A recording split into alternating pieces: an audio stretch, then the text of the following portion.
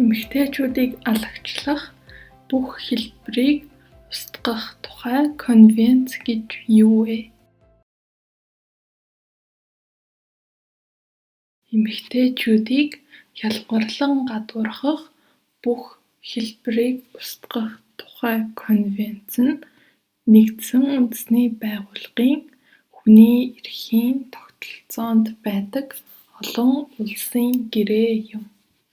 Зарим тохиолдолд энэхүү гэрээг эмэгтэйчүүдийг хялбарлан гадуурхах бүх хэлбэрийг устгах тухай эмэгтэйчүүдийн конвенц эсвэл эмэгтэйчүүдийн эрхийн тухай биелэл гэж нэрлэдэг. Тус конвенцийг Нэгдсэн үндэсний байгууллагын ерөнхийн ассамблеийн 34/180 тоот тогтоолоор 1979 оны 12-р сарын 18-ны өдөр баталж 1981 оны 9-р сарын 3-ны өдөр хүчин төгөлдөр болгосон.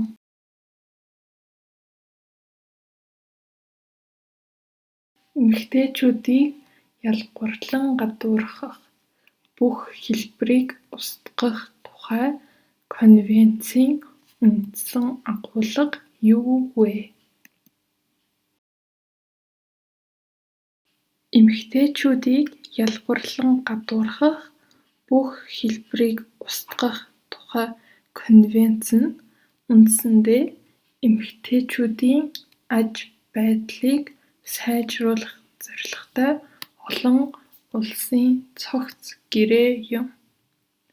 Эмэгтэйчүүдийг хялбарлан гадуурхах бүх хэлбэрийг устгах тухай конвенц нь эмэгтэйчүүдийн эдийн засаг, нийгэм, соёл, иргэний болон улс төрийн эрх тэгш байдлыг хангахад дэмжлэг үзүүлдэг.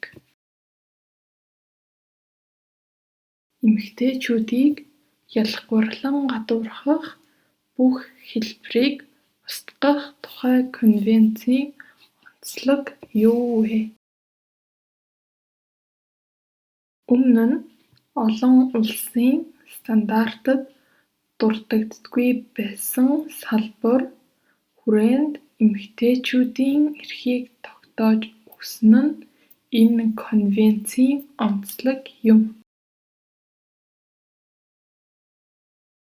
Эмэгтэйчүүдийг хялбарлан гадуурхах бүх хэлбэрийг устгах тухай конвенцийн ач холбогдол юу вэ?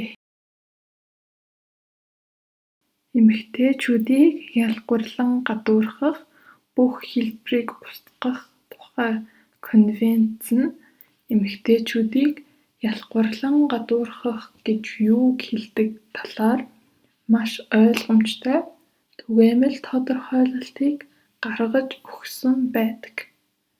Ингэж ямар үйлдэлийг хялбарлан гадуурхалт гэж үзэхийг нарийн томьёолж өгснөөр хүйсээр хялбарлан гадуурхах гэж юуг хэлдгийг тодорхойлсон зүйл байхгүй гэж хэлэх боломжгүй болгосон. Энэ нь маш том дэвшил болсон байдаг. Эмэгтэйчүүдийг хялбарлан гадуурхах бүх хэлбэрийг устгах тухай конвенцэд хялбарлан гадуурхалтыг хэрхэн томьёолсон бэ? Конвенцийн 1-р зүйлд эмэгтэйчүүдийг алагчлах буюу хялбарлан гадуурхах гэдэг нь гэрлэлтийн байдлаас үл хамаарч эрэгтэй эмэгтэйчүүдийн тэгш эрхийн үндсэн дээр улс төр, эдийн засаг, нийгэм, соёл, иргэний болон аливаа бусад салбарт эмэгтэйчүүдийн хүний эрх, үндсэн эрх чөлөөг хүлээн зөвшөөрөх, эдлүүлэх, хэрэгжүүлэхэд саад хийх эсвэл гүйцэтгэх үр дагавар эсвэл зорилго бүхий хүйсээр ялгуурлах, үгүйсгэсэн гадуурхах буюу хязгаарлахыг хэлнэ гэж заасан байдаг. Конвенцийн бүтэц. Удирдгал. 1-р хэсэг. 1-р зүйл ялгуурлан гадуурхалт. 2-р зүйл бодлогын арга хэмжээ. 3-р зүйл хүний эрх, үндсэн эрх чөлөөний баталгаа.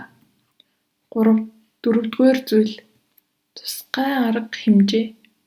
5-р зүйл эрэгтэй эмэгтэй хүний нийгэмд гүйцэтгэх үүрэг, хэвшмэл ойлголт. 6-р зүйл биеэ үнэлэх. 2-р хэсэг. 7-р зүйл улс төр, олон нийтийн хүндрэл. 8-р зүйл төлөөлөл. 9-р зүйл иргэншил. 3-р хэсэг. 10-р зүйл боловсрол. 11-р зүйл ажил эрхлэл. 12-р зүйл эрүүл мэнд. 13-р зүйл эдийн засаг, нийгмийн үр ашиг. 14-р зүйл хөдөөгийн эмэгтэйчүүд. 4-р хэсэг. 15-р зүйл хууль эрх зүй. 16-р зүйл гэрлэлт ба гэр бүлийн амьдрал. 5-р хэсэг. 17-р зүйл эмэгтэйчүүдийг алагчлах бүх хэлбэрийг устгах конвенцийн хороо. 18-р зүйл үндэсний тайлан. 19-р зүйл журам дүрм. 20-р зүйл хорооны хурал. 21-р зүйл хорооны тайлан. 22-р зүйл мэргэжлийн байгууллагуудын үүрэг. 6-р хэсэг. 23-р зүйл бусад гэрээ, нөлөө.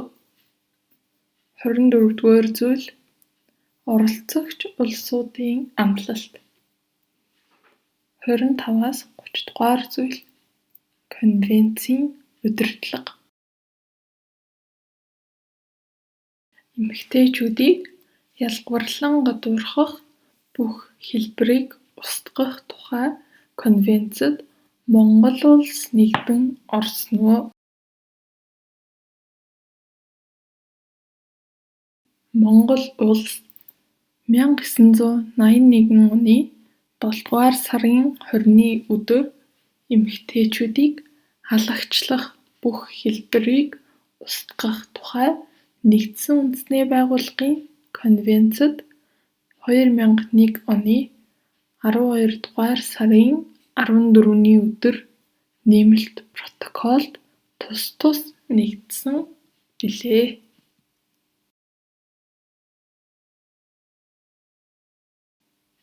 Эмэгтэйчүүдийг ялгуурлан гадуурхах бүх хэлбэрийг устгах тухай конвенц ба нэмэлт протоколд Монгол улс нэгдэн орсноор ямар үүрэг хүлээх болсон бэ? Нэгдэн орсноор Монгол улс конвенцийн заалтыг хэрэгжүүлэх зорилгоор авсан хууль тогтоомж, шүүх эрх мэдэл, захиргааны болон бусад арга хэмжээ, энэ талаар гарсан дэвшлийн тухай бичмэл тайлан гаргаж, тус тайланг хороогоор хэлэлцүүлэхээр Нэгдсэн үндэсний байгууллагын ерөнхий нарийн бичгийн даргад заасан хугацаанд илгээх. Конвенцийн хорооноос тайлантай холбоотой гарсан дүгнэлт, зөвлөмжийн дагуу зөвлөмжийн хэрэгжилтийг хангах, үүнтэй холбоотой авч хэрэгжүүлсэн үйл ажиллагааны тайланг илгээх зэрэг үүрэг хүлээн ажиллаж байна.